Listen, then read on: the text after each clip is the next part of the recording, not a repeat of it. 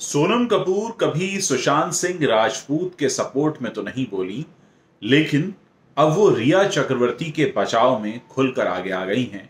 एक मैगजीन को दिए हुए इंटरव्यू में उन्होंने कुछ लाइनें बोली हैं जो मैं आपको पढ़कर बताता हूं। उन्होंने कहा, Nobody has ever spoken about a man in the way women are being spoken about right now. It's almost like we have gone back several decades where if you are a woman in the film or fashion industry, you are not thought of as an artist or a creative person.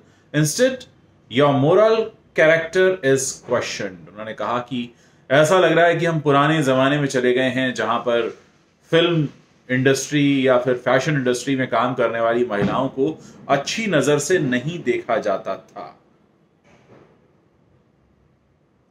अब आप समझ सकते हैं कि उनका इशारा किस तरफ है और वो क्या कह रही हैं।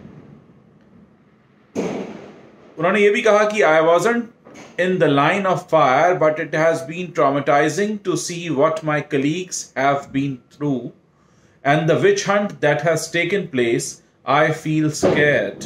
Women are such soft targets.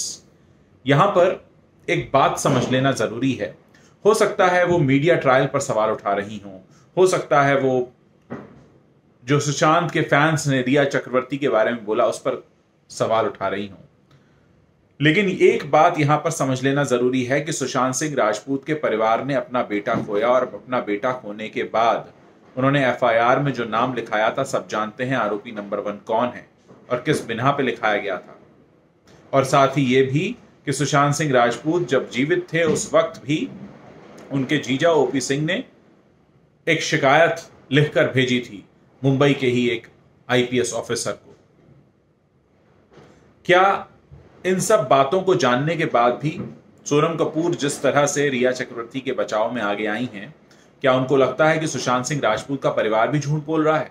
मैं यहां पर सुशांत के फैंस की बात नहीं कर रहा, मैं यहां पर उन टीवी चैनल्स की बात नहीं कर रहा, मैं उन एसएसआरियंस की बात नहीं कर रहा जो इस इंसाफ की जंग में आगे बढ़ चढ़कर हिस्सा ले रहे हैं। मैं सिर्फ और सिर्फ सुशांत सिंह राजपूत की फैमिली की बात कर रहा हूं कि अगर सुशांत सिंह राजपूत की फैमिली ने आरोपी नंबर 1 किसी को बनाया है तो उसका कुछ आधार होगा, वरना जिसका बेटा चला गया वो तो चला गया।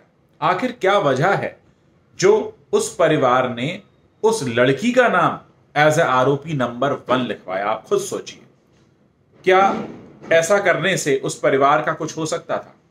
बेटा तो चला गया, वो तो वापस आने वाला नहीं है, सीबीआई जांच चल रही है, क्या होगा किसी को पता नहीं। लेकिन अगर आरोपी नंबर 1 खुद परिवार सामने से आकर खड़े होकर कहता है तो क्या बस ऐसे ही हवा में लिखा दिया ना? बस ऐसे ही सोचा और लिखा दिया? और अगर विक्टिम की फैमिली को किसी पर शक है, अगर वो किसी का नाम लिखा रहे हैं, विच मीन्स कि कुछ हुआ होगा।